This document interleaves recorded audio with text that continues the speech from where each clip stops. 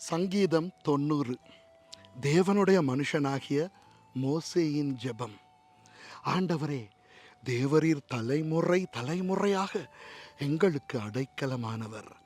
பர்வதங்கள் தோன்றும் முன்னும், நீர் பூமியையும் உலகத்தையும் உருவாக்கும் முன்னும், நீரே அனாதியாய் என்றென்றைக்கும் தேவனாயிருக்கிறீர். நீர் மனுஷரை நிர்துளியாக்கி மனுபுத்திரரே திரும்புங்கள் என்கிறீர். உமது பார்வைக்கு 1000 வருஷம் நேற்று கழிந்த நாள் போலவும் இராச்சாமம் போலவும் இருக்கிறது.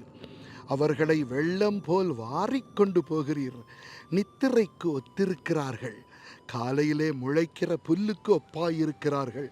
அது காலையிலே முளைத்து பூத்து மாலையிலே அறுப்புண்டு உலர்ந்து போம்.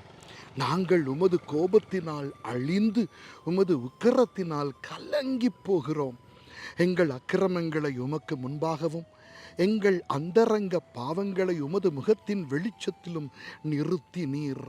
எங்கள் நாட்கள் எல்லாம் உமது கோபத்தால் போய்விட்டது. ஒரு கதையைப் போல் எங்கள் வருஷங்களை கழித்து போட்டோம்.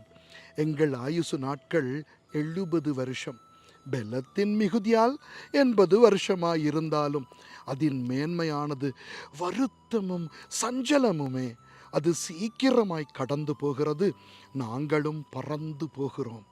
உமது கோபத்தின் வல்லமையையும் உமக்கு பயப்படத்தக்க விதமாய் உமது உக்கிரத்தையும் அறிந்து கொள்ளுகிறவன் யார்? நாங்கள் ஞான இருதயம் உள்ளவர்களாகும்படி எங்கள் நாட்களை எண்ணும் அறிவை எங்களுக்கு போதித்தருளும். கர்த்தாவே, திரும்பி வாரும். எது வரைக்கும் கோபமாயிருப்பீர்? உமது அடியாருக்காக பரிதபியும். நாங்கள் எங்கள் வாழ்நாள் எல்லாம் களி கூர்ந்து மகிழும்படி காலையிலே எங்களை உமது கிருபையால் திருப்தியாக்கும். தேவரீர் எங்களை சிறுமைப்படுத்தின நாட்களுக்கும் நாங்கள் துன்பத்தைக் கண்ட வருஷங்களுக்கும் சரியாய் எங்களை மகிழ்ச்சியாக்கும். உமது கிரியை உமது ஊழியக்காரருக்கும் உமது மகிமை அவர்கள் பிள்ளைகளுக்கும் விளங்குவதாக. எங்கள் தேவனாகிய ஆண்டவரின் பிரியம் எங்கள் மேல் இருப்பதாக. எங்கள் கைகளின் கிரியையை எங்களிடத்தில் உறுதிப்படுத்தும்.